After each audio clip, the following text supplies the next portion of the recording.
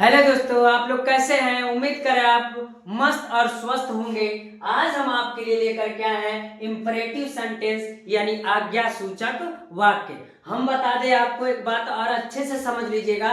जितने भी शब्द होते हैं जो आप बोलचाल भाषा में अपने घर पर प्रयोग करते हैं या कहीं पर भी प्रयोग करते हैं, तो उस स्थिति में अगर कहें कि सबसे ज्यादा अगर जरूरत पड़ता है तो इंपरेटिव सेंटेंस, और इंपरेटिव सेंटेंस का मतलब होता है आज्ञा सूचक वाक्य। सेंटेंसों में कहें तो इंपरेटिव, ऑब्जेक्टिव और एक्सक्लेमेटरी सेंटेंस जो होता है वह आपके लिए बहुत लाभकारी होता है। जो कहीं भी किसी से बात करने में या घर पर कोई शब्द बोलने में, कैसे कोई सामान मंगाने में या कोई आज्ञा देने में, रिक्वेस्ट करने में अगर कहीं भी देखा जाए तो अगर प्रयोग किया जाता है तो इंपरेटिव, ऑब्जेक्टिव और एक्सक्लेमेटरी सेंटेंस में से ही प्रयोग किया जाता है। तो आज हम लोग आपका पहला पार्ट जो है इंपरेटिव सेंटेंस पढ़ेंगे, जो आपको हम बताएंगे कि किस प्रकार प्रयोग करेंगे और कैसे पहचानेंगे कि यह इंपरेटिव सेंटेंस है, ऑब्जेक्टिव, एक्सक्लेमेटरी या टेंस है, क्या है, कैसे अंतर है, ये सब चीजें हम इसमें पढ़ने वाले हैं।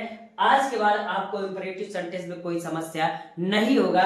तो ये देखते हैं कि इसका परिभाषा क्या कह रहा है। इसका परिभाषा कह रहा है इंपरेटिव सेंटेंस एक्सप्रेसेस दैट क्या कमांड और order, request and advice is called imperative sentence. तो कहेंगे रिक्वेस्ट एडवाइस इज कॉल्ड, यहां जोड़ दीजिए, called imperative sentence. Imperative sentence हो जाएगा, छूट गया था इतना, इंपरेटिव सेंटेंस कह दीजिए। तो इंपरेटिव सेंटेंस कह देंगे। और क्या कह रहा है, and interactive subject you is understood होता है। अगर हम आपसे कहे कि आज के बाद अगर कोई आपसे पूछे कि इंपरेटिव सेंटेंस किसे कहते हैं तो आपको बताने में कोई दिक्कत नहीं होगा। देखिए कह रहा है इंपरेटिव सेंटेंस एक्सप्रेसेस, यानी इंपरेटिव सेंटेंस बताता है। तो कहेंगे बताता है, क्या बताता है, कमांड और ऑर्डर, यानी कमांड ऑर्डर यानी आदेश को बताता है। कमांड माने भी आदेश देना होता है और ऑर्डर माने भी आदेश देना होता है। मान लीजिए आप अपने घर पर रहते हैं, किसी बच्चों को बोलते हैं खाना लाओ, किताब लाओ, कलम लाओ, कुछ भी शब्द अगर किसी को आदेश देते कि दरवाजा बंद कर दो, खिड़कियों को बंद कर दो, पंखे बंद कर दो, लाइट बंद कर दो, यानी जो डेली रूटीन भाषा में आप प्रयोग करते हैं उन शब्दों को हम क्या कहेंगे, तो इंपरेटिव सेंटेंस कहेंगे। और उस समय उसको हम कहते हैं क्या, ऑर्डर, यानी आदेश दे रहे हैं। अभी आप पढ़ के जाते हैं, चाहे कहीं से भी जाते हैं तो कहते पानी लाओ, खाना लाओ, अंग्रेजी पढ़ो, गणित मत पढ़ो, धूम्रपान मत करो, कक्षा में शोर मत करो, विद्यालय प्रतिदिन जाया करो, जो भी है अगर रहेगा इस प्रकार का सेंटेंस जो डेली आप प्रयोग करेंगे अपने परिवार में, अपने दोस्तों मित्रों के साथ, तो उन सभी समस्याओं को हम लोग क्या करेंगे, दूर करेंगे। और इसमें आदेश देना होता है। रिक्वेस्ट का मतलब क्या है, प्रार्थना करना।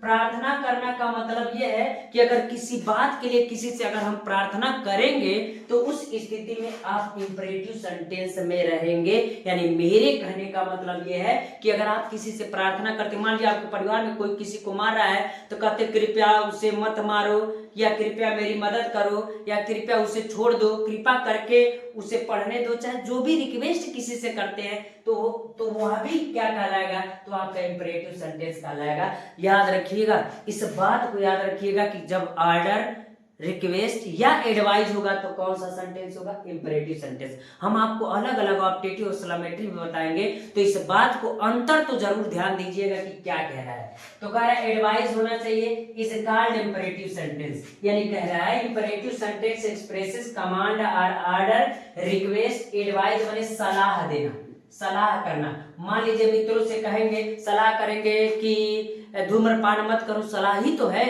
या हम कह सकते हैं कि आओ हम पढ़े, आपस में मित्रों से कहते आओ हम पढ़े, सलाह कर, जबरदस्ती तो पढ़ेंगे नहीं। आओ हम घूमने चले, तो जब किसी बात का कोई सलाह किया जाता है तो एडवाइस कहेंगे, इज कॉल्ड इंपरेटिव सेंटेंस। यानी जितना भी टेंशन या जो भी राज छिपा हुआ है इसकी परिभाषा में छिपा हुआ है। जो यह बात समझ में जिसको आ गया तो उसको कोई दिक्कत नहीं होगा।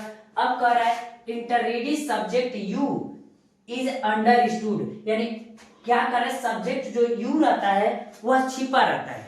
जैसे अगर हम कह दे कि मान ये कह दे कि, जैसे एग्जांपल ले लीजिए, दरवाजा खोलो, दरवाजा खोलो, अगर हम कह दें आपसे अंग्रेजी पढ़ो तो आपको ऐसा नहीं लग रहा है, आप बताइए कि कैसे किसी को कहेंगे दरवाजा खोलो तो कोई नाम ले रहा है, लेकिन ये पता चल रहा है ऐसा कह रहे हैं कि तुम दरवाजा खोलो। अंग्रेजी पढ़ो किसको, तो ऐसा लग रहा है कि इसमें तुम छिपा हुआ है, तुम अंग्रेजी पढ़ो।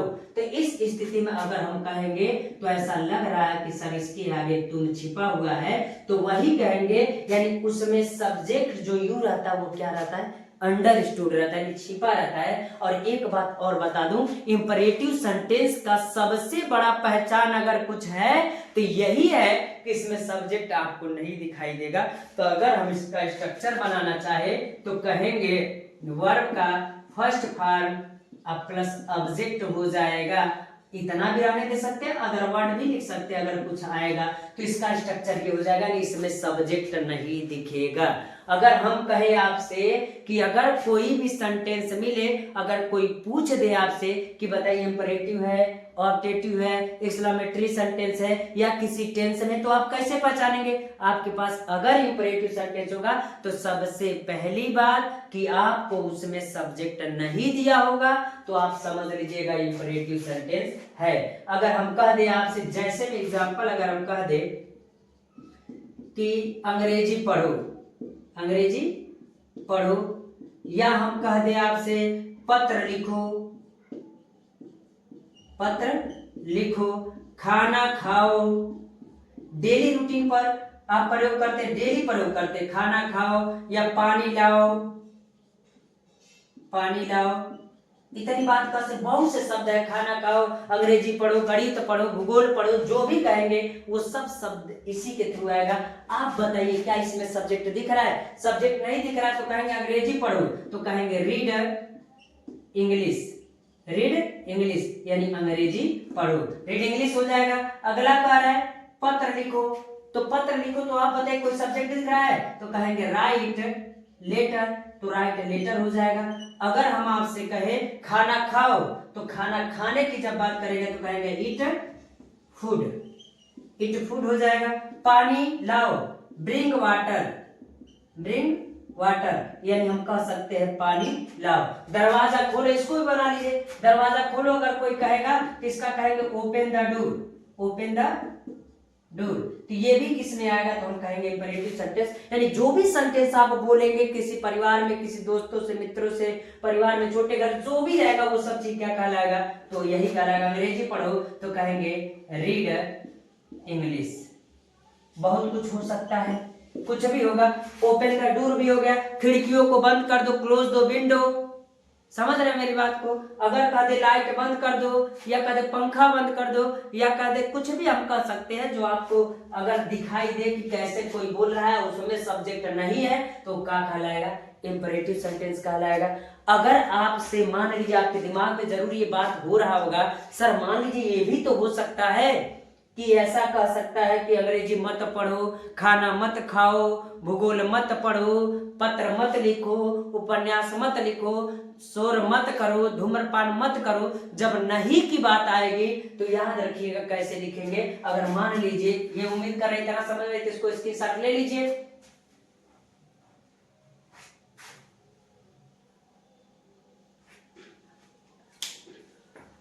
अब मान लीजिए अगर कहते निगेटिव कैसे होगा, तो निगेटिव किस प्रकार होगा, आइए देखते हैं कि निगेटिव किस प्रकार होगा। अब हम आपको कह दे, मान लीजिए कोई कह दे कि निगेटिव में अगर कह दे कि पत्र मत लिखो, पत्र मत लिखो, या कोई कह दे भूगोल मत पढ़ो, भूगोल मत पढ़ो, सड़क पर मत दौड़ो, सड़क पर मत दौड़ो, इतना करिए। और भी कुछ कह सकते हैं कि गंदा पानी मत पियो, गंदा पानी मत पियो। आपकी नजर में जितने भी सेंटेंस आएंगे, या कह सकता है कोई धूम्रपान मत करो, धूम्रपान मत करो, ठीक। रात में मत सो, मत सो, ठीक। और भी लिख सकते हैं, अगर मान लीजिए हम कह दें कि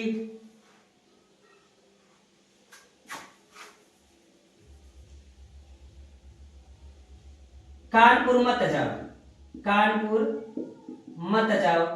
इस स्थिति में आप क्या करेंगे, तो निगेटिव आया कि नहीं आया। जब निगेटिव की बात आएगी तो निगेटिव किस तरीके से बनाएंगे हम आपको बता रहे हैं। अगर मत की बात आ जाएगी, निगेटिव की बात आ जाएगी, तो उस वक्त यह ध्यान दीजिएगा कि बस जो रहेगा मत तो लगाइएगा डू नॉट। तो बस एक बात का ख्याल रखिएगा, इसके पहले लग जाएगा डोंट या डू नॉट कहिए, do not write a letter, write letter, तो कहेंगे डू नॉट राइट लेटर यानी पत्र, मत लिखो। अब कहेंगे भूगोल मत पढ़ो, तो कहेंगे क्या, डू नॉट यानी don't, do not read geography, तो जियोग्राफी हो जाएगा। अगला अगर हम कहें सड़क पर मत दौड़ो, तो डू नॉट कर दीजिए। इसको बहुत लोग डोंट भी पढ़ते, तो आप घबराइएगा मत, डोंट भी इसी को कहते हैं। तो कहेंगे do not run on the road, इतना हो जाएगा। अब अगर कहें हम गंदा पानी मत पियो, तो कहेंगे do not drink dirty water, dirty water हो जाएगा। इस प्रकार अगर हम कहें तो निगेटिव भी हो जाएगा, तो सिर्फ डू नॉट लगा करके बनता, आप घबराइएगा मत। अगला कह रहा है धूम्रपान मत करो, तो धूम्रपान मत करो, तो अगर कहे तो डू नॉट स्मोक कह सकते हैं, डू नॉट स्मोक हो जाएगा। अगर इसमें कहे कि रात में मत सो, तो हम कहेंगे क्या, तो कहेंगे do not sleep in the night. उम्मीद कर रहे बात, यह बात आपको समझ में आ रही है। कानपुर मत जाओ, डोंट गो टू कानपुर। तो इस प्रकार हम कह सकते हैं कि अगर नेगेटिव रहेगा तो आप डू नॉट लगा करके बनाइएगा, आपको कोई समस्या नहीं होगा। उम्मीद कर रहे यह बात आपको समझ में आ रही होगी। इतना हो गया ऑर्डर देना। अब रिक्वेस्ट की बात करेंगे, तो इसमें दो मीनिंग आता है। तो हम पहला कहेंगे प्लीज, तो प्लीज का मतलब क्या होता है, तो कहेंगे कृपया। और दूसरा जो होता है वो कहेंगे काइंडली, तो काइंडली का मतलब होता है कृपा करके। इस स्थिति में आप बताइए, अगर कोई कहेगा कृपया मेरी मदद कीजिए, आप बताइए रिक्वेस्ट कर रहा है कि नहीं कर रहा है। कृपया उसे मत मारो अगर कह रहा है, तो आप रिक्वेस्ट कर रहा है कि नहीं कर रहा है। जैसे अगर हम एग्जांपल दें तो कहेंगे कृपया मेरी मदद करो, ठीक, कृपया उसे छोड़ दो, या कृपया उसे पढ़ने दो, ठीक। या कह सकते हैं और भी कह दीजिए जिसमें कृपया लगा हो, या कृपा करके उसे जान से मत मारो, जान से मत मारो। तो जब ऐसी बात आ जाएगी तब आप बताइए बनाएंगे तो किस प्रकार बनाएंगे। तो कृपया अगर रिक्वेस्ट करें तो रिक्वेस्ट आया कि नहीं। अगर कहेंगे कृपया मेरी मदद करो, तो फिर इसको कैसे बनाएंगे, तो कहेंगे प्लीज, और उसके बाद से क्या कहेंगे हेल्प मी, कृपया मेरी मदद करो। अगला कर कृपया उसे पढ़ने दो, प्लीज लेट हिम रीड। अभी आपको यह बात लेट वाली बात नहीं समझ, अभी हम एक मीनिंग और बताएंगे जिसके बाद यह बात आपको समझ में आने लगेगा। कृपया करके उसे जान से मत मारो, तो काइंडली का मतलब कहेंगे कृपा करके, do not kindly do not beat him, यानी उसे मत मारो, कृपा करके उसे मत मारो। इस स्थिति में अगर कहीं रिक्वेस्ट आएगा तो भी आपका इंपरेटिव सेंटेंस होगा, उससे घबराइएगा मत। तो आइए देखते हैं अगला जो पॉइंट होता है वो क्या होता है। एक मीनिंग और होता है, जैसे अगर हम कहें लेट मने भी देना होता है, ठीक, और गिव मने भी क्या होता है, तो कहेंगे गिव माने भी क्या होता है, देना होता है। लेकिन अंतर क्या होता है, ये आदेश देना होता है, इसका मतलब होता है आदेश देना, और लेकिन इस गिव का देने का मतलब किसी वस्तु को देना, तो हम कहेंगे किसी वस्तु को देना। इस बात का ख्याल रखेंगे तो आपको दोनों में अंतर दिखेगा, तब कोई समस्या नहीं होगा। लेट माने देना होता आदेश देने का मतलब, जैसे उसे पढ़ने दो, तो पढ़ने दे रहा है तो आदेश मांग रहा है ना, वो आदेश दे रहा है ना कि दो, पढ़ने दो, कोई वस्तु तो ले नहीं रहा है, तो उस स्थिति में क्या लगाइएगा, लेट लगाइएगा। उसे उपन्यास लिखने दो, तो उस स्थिति में उपन्यास लिख रहा है तो कोई वस्तु की देने की बात तो कर नहीं रहा है, तो उस स्थिति में लेट लगाइएगा। अगर कोई कह दे कि मुझे किताब दो, तो किताब तो एक वस्तु हुआ ना, तब देने के लिए प्रयोग कीजिएगा किसका, तो गिव का प्रयोग कीजिएगा। अगर एग्जाम्पल हम कहें आपसे, तो कहेंगे हम कि उसे पढ़ने दो, उसे पढ़ने दो, देने की बात आई, मुझे सोने दो, ठीक। या कह दे उसे पत्र लिखने दो। अब इसमें आप बताइएगा, उसे पढ़ने दो अगर हम कहें तो क्या कोई वस्तु दे रहा है, पढ़ने की बात कर रहा है, तो क्या कहेंगे, लेट, तो लेट हो जाएगा, हिम कहेंगे, और उसके बाद से क्या कहेंगे, रीड, यानी लेट हिम रीड। इस स्थिति में बताइएगा लेट हिम रीड है, तो हम कह सकते हैं लेट का प्रयोग इसलिए किया गया है क्योंकि यहाँ कोई वस्तु नहीं दी जा रही है, इसलिए देने का मीनिंग हम क्या लिखे हैं, लेट लिखे हैं। अगर हम आपसे कहें मुझे सोने दो, तो फिर देने की बात आई, तो क्या कोई वस्तु दे रहा है क्या, तो नहीं, तो कहेंगे लेट मी स्लीप, यानी मुझे सोने दो। अगला कह रहा है उसे पत्र लिखने दो, फिर देने की बात है, लेकिन कोई वस्तु नहीं दे रहा है, तो कहेंगे let him write a letter, write a letter, या राइट लेटर कह दीजिए। तो इस स्थिति में आप लगाइएगा। अगर हम कह दे, मान लीजिए यहाँ एग्जाम्पल और दे देते हैं कि किसी वस्तु को देना, जैसे मुझे एक कलम दो, तब कलम कोई वस्तु हुआ ना, तो उस स्थिति में आपको देने का मीनिंग तब क्या लिखना पड़ेगा, गिव लिखना पड़ेगा। उसे एक कार दो, मुझे एक किताब दो। ये सब वस्तु जब मीनिंग में आएगा, यानी वस्तु आएगा, तो उस स्थिति में देने का मीनिंग तब गिव लिखेगा। जैसे मुझे एक कलम दो, तो गिव मी ए पेन, तो इस स्थिति में देने का मीनिंग क्या लगाइए, गिव लगाइए। क्यों, क्योंकि एक वस्तु है, जब वस्तु रहेगा तो देने का मीनिंग आप क्या लगाइएगा, गिव लगाइएगा। उसे एक कार दो, तो कहेंगे गिव हिम ए कार। अगला करा मुझे एक किताब दो, तो गिव मी ए बुक, तो कहेंगे गिव मी ए बुक, यानी उम्मीद कर रहे हैं कि यह बात आपको समझ में आ रही होगी। तो इतने का इसके साथ ले लीजिए, फिर आगे चलते हैं हम लोग।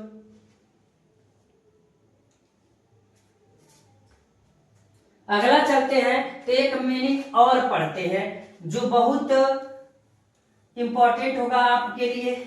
अब अगर हम कह दे आपसे कि इसमें मीनिंग दिया हो, एडवाइस सलाह करना, या कह दे एक मीनिंग और है, जैसे हम कह दे लेटस, लेटस का मतलब होता है आओ हम।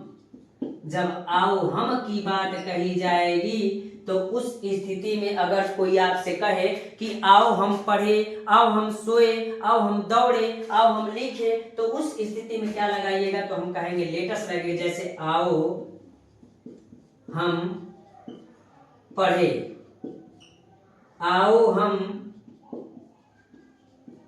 पत्र लिखे, आओ हम सड़क पर दौड़े। इस स्थिति में क्या होगा, तो कहेंगे लेटस का आओ हम का क्या हो जाएगा, लेटस, तो लेटस कहेंगे, और क्या करें, पढ़े, तो लेटस रीड। लेट अस पूरे का मतलब होता है आओ हम, रीड माने पढ़े, let us write a letter, तो कहेंगे let us write a letter, तो इस स्थिति में कहेंगे let us write a letter. आओ हम सड़क पर दौड़े, तो फिर कहेंगे लेट अस, आओ हम रन ऑन द रोड हो जाएगा, तो इस स्थिति में हम कह सकते हैं कि इतनी बात हो सकती है। इस प्रकार प्यारे बच्चों अगर हम कहें तो इंपरेटिव सेंटेंस आपका समाप्त होता है। इसमें आपको हमने ऑर्डर भी पढ़ा दिया, आदेश भी, रिक्वेस्ट भी और एडवाइस भी पढ़ा दिया, तो आसानी से यह बात समझ में आ रही होगी। अगर यह बात आपको समझ में आ रहा है तो चैनल को सब्सक्राइब कर लीजिएगा और वीडियो को लाइक भी कर दीजिएगा और शेयर भी कर दीजिएगा अपने दोस्तों के पास। आज के लिए इतना रहने देते प्यारे बच्चों, धन्यवाद।